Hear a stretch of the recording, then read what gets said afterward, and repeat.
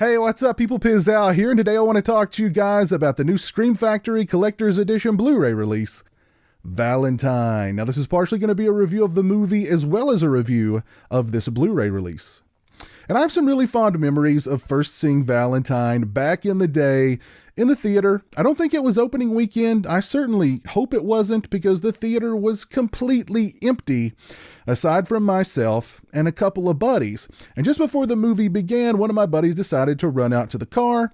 He grabbed some beers, smuggled them back inside, and we watched Valentine in the theater, a theater we had completely to ourselves, while drinking some beers. So, yep, that made for a pretty fun viewing experience when it came to Valentine. But I've also got a soft spot for this movie in my heart, because I think Valentine is a much better movie than people give it credit for. I think this movie came out at just the wrong time. And Valentine came out right at the tail end of the second big slasher cycle that was started by Scream. And Scream gave birth to all those very trendy, hip, stylish, overly produced, very glossy, very viewer-friendly slasher movies of the mid to late 90s. And by the time Valentine came out, that slasher cycle had really ground to a halt. And what was funny is that Scream was really sort of a parody of the slasher movies of the 80s that had sort of worn out their welcome. And by the time Valentine came out, the movies that Scream had inspired were kind of parodies, really, at that point, of themselves. And even though Valentine is a pretty slick, stylish, I don't know if I'd say it's overly produced, but it's a very slick, very stylish, very well-made slasher movie. I really think this movie has a lot more in common with slasher movies of the 80s than the slasher movies of the 90s, the very Scream-inspired slasher movies of the 90s. This movie has a lot of shades of an 80s slasher movie in it, with some sprinkles of an Italian giallo. And this movie's also unique because the cast the leads, I should say, are all female. And each female has their own unique personality, and I liked every female character really in this movie, particularly the character played by Jessica Capshaw. Every time I watch this movie, I just feel kind of sorry for her. I can't help it. And if you've seen the movie, and I don't want to give too much away, her arc in the film and how that arc ends is really, I don't know, it's kind of sad. I always feel for her when I watch this movie. Now, this movie is a pretty down and dirty slasher film. Now, a lot of the kills in the movie, they were definitely truncated either by the MPAA or by the producers of Valentine, but you've got some pretty mean-spirited, nasty kills in the movie, which I dig. I dig just the look of the killer in the movie with the trench coat and the Cupid mask. I thought that was cool. All of the performances in the film from top to bottom are really good. Denise Richards, Marley Shelton, Jessica Capshaw, Jessica Caulfield, David Boreanaz is really about the only testosterone infusion that we get in this movie. And all the guys in the movie are basically suspects. They're all red herrings. They're all part of the murder mystery aspect of the movie. And I actually think Valentine does a really good job of kind of leaning toward one killer and then sort of subverting our suspicion onto another character.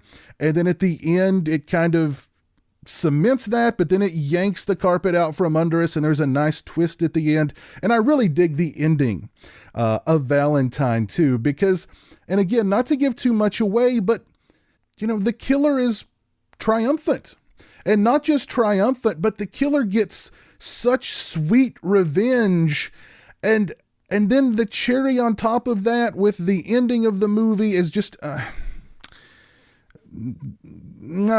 Valentine is an exceptionally well-made film. It's a great looking movie. It's stylish. The cinematography is great. It's got a lot of colors to this film. It's a very colorful movie. A lot of bold reds in the film, but just a really well-made movie, a great movie to look at.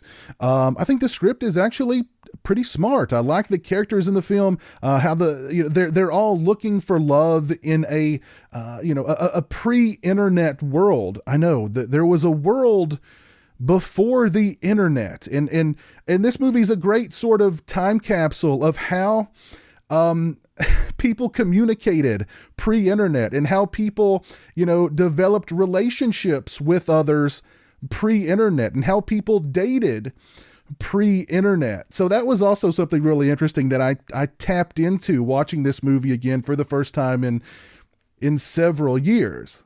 Now, Valentine is very, very 90s when it comes to some of the stylistic choices, both with the filmmaking and with, the wardrobe, the soundtrack, etc., etc. But it's an interesting, because it gives you that 90s nostalgia for, the fashions and for the music. But at the same time, like I said, it has that 80s slasher movie flavor that for someone who, is very nostalgic for, 80s horror movies. But at the same time, I have a love for, the 90s era slasher movies as well. Valentine is kind of the best of both worlds, quite honestly. And I've always really enjoyed Valentine. It's a movie that I find myself, reaching to pull off the shelves every now and again, far more actually than, Scream or, I Know What You Did Last Summer or one of the other sort of Scream-style slasher movies that I find myself wanting to watch less and less, or really in some instances, aside from the original Scream, having really no desire to want to go back and revisit. Valentine is one that I do like to go back and revisit on a fairly regular basis. I really recommend Valentine if you passed on Valentine back in the day because you thought it was just another Scream-style, trendy, self-aware kind of slasher movie, definitely give it a shot. Or if you're somebody who saw it back in the day and you wrote it off as just another, Scream wannabe, give it another look. Give it another shot. I think you'll dig it. Now, as for this Blu-ray from Scream Factory, this is a very nice collector's edition release for the film. Let's check out the presentation first. We get a nice slipcase there with some newly commissioned artwork, which is very, very cool. On the inside, the sleeve is reversible. I have reversed the sleeve to feature the original poster artwork for Valentine, which I also think is really cool. In a world of movie posters that were, very photoshopped, that had all of the cast's faces on the poster, I thought this one stood out and was really cool. It's very, it's very simple. It's very straightforward. It feels very much like the poster art for an 80s slasher movie. As for the picture quality and sound quality, this release sports a new 2K scan of the original film elements. I thought the picture quality and the sound quality were both fantastic. I'd give the picture quality a solid 4 out of 5. Same with the audio. The movie looked great. The movie sounded great. As for the extras, first up, we have Thrill of the Drill, an interview with Denise Richards. It's 9 minutes and 41 seconds in length. Miss Richards discusses being cast in the film and working with director Jamie Blanks. She discusses her character in the film and trying to make her likable, even though she was a little bitchy. She discusses bonding with the rest of the cast. She discusses her death scene, and she considers her death in Valentine to be one of the coolest in horror history. She also discusses her fond memories from the making of the film and more. Very nice interview with Ms. Richards. Next up, we get The Final Girl. It's an interview with Marley Shelton. It's 13 minutes and 54 seconds in length. Ms. Shelton discusses taking a horror movie course at UCLA and how that developed her appreciation of the genre. She discusses her audition for Valentine. She discusses how empowering it was to be the final girl in Valentine. She discusses working with Jamie Blanks, the atmosphere on the set, and how much fun it was making Valentine, bonding with the rest of the cast, the premiere, and her fond memories from the making of the film. Very nice interview with Ms. Shelton. Next up, we have Shot Through the Heart, an interview with Jessica Caulfield. It's 23 minutes and 3 seconds in length. Ms. Caulfield discusses the hardships of being a struggling actor in her 20s. She discusses the audition process for Valentine and Jamie Blank's infectious personality and passion, helping her create the character of Lily. She discusses how Valentine was a send-up of the dating scene pre-internet. She discusses how fun the set of Valentine was, her death scene in the film, and how it left her black and blue. She discusses working with the other ladies in the film and David Boreanaz. She recalls her time making Valentine as quote-unquote pure fun. Very nice interview with Ms. Caulfield. Next up, we have Writing Valentine. It's an interview with screenwriters Gretchen J. Berg and Aaron Harberts. It's 1 hour, 4 minutes, and 33 seconds in length. They discuss their background as writing partners and their love of horror. They discuss getting hired to rewrite the script for Valentine and the elements of the original script that carried over and the elements that they developed more. They discussed the writing process, moonlighting on Valentine while writing for 90210 at the same time, but not wanting the producers of 90210 to know that they were also working on a feature film. They discussed developing the characters in the film, the speed dating scene, the mask in the film, which was originally intended to be a pig mask, but changing it to a cherub. They discussed the kills in the film. They discussed how great Jamie Blanks was to work with. They discussed visiting the set, meeting the cast and crew, and having a blast. They discussed the premiere of the film. They discussed having to choose between writing and producing television or features after Valentine, and eventually discussing and eventually deciding to stick with television. They also discussed the film's legacy and its fandom and much more. Very nice, informative, in-depth interview with the screenwriters of Valentine. Next up, we get Editing Valentine. It's an interview with editor Steve Merkovich. It's 27 minutes and 50 seconds in length. Mr. Merkovich discusses his background editing Big Trouble in Little China, Prince of Darkness, and They Live for John Carpenter. He discusses his love of working in the horror genre. He discusses working with Jamie Blanks and how open Jamie Blanks was to collaboration and how easy he made the editing process for Valentine. He discusses the editing process and describes it as an evolution. Mr. Merkovich briefly discusses the rooftop boxing scene between Jules and Jason in Friday the 13th Part 8, which he also edited, which was very cool. He discusses his 20-year friendship with Jamie Blanks and how Blanks actually introduced him to the woman that became his wife. Very nice interview with Mr. Merkovich. Next up, we have Scoring Valentine, an interview with composer Don Davis. It's 11 minutes and 53 seconds in length. He discusses how horror gives a composer more room for creativity than any other genre. He discusses the collaboration process with Jamie Blanks to create the score. He discusses his approach to film scoring and much more. Very nice interview with Mr. Davis. We get 1 hour, 54 minutes, and 21 seconds of behind-the-scenes footage. We get a vintage featurette, which is 8 minutes and 18 seconds in length. We get the press kit, which is 17 minutes and 21 seconds in length, which includes interviews with David Boreanaz, Denise Richards, Marley Shelton, Jessica Capshaw, Jessica Caulfield, and Jamie Blanks. We get 8 minutes and 40 seconds of deleted and extended scenes. We get the Club Reel music video, which features the song Opticon from the band Orgy.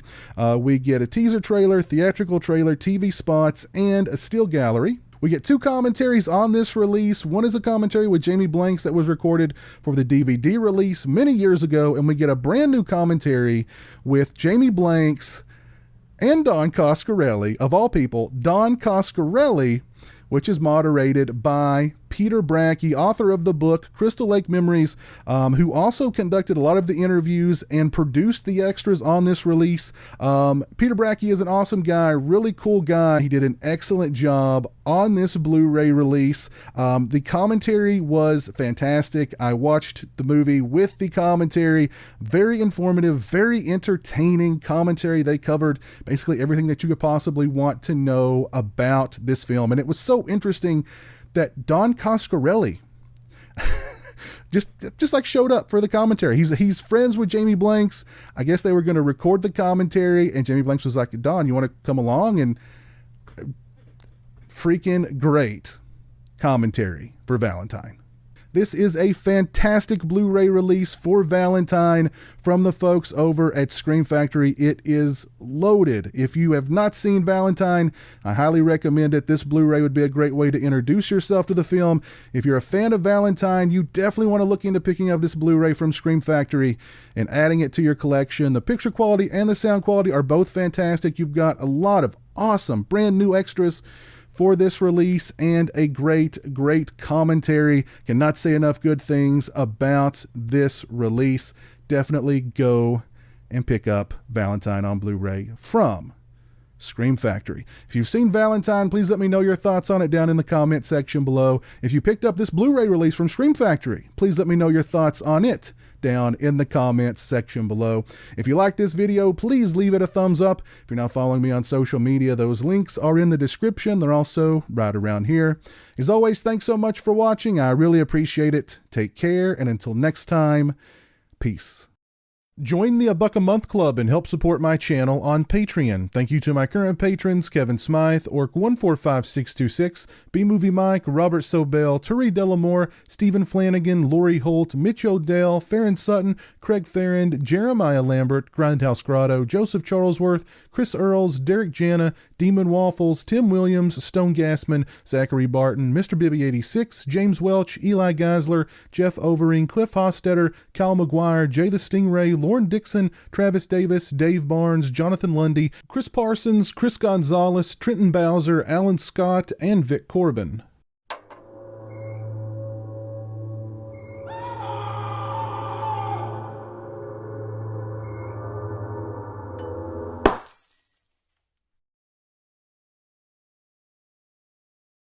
Say hello to the internet, Jeremy.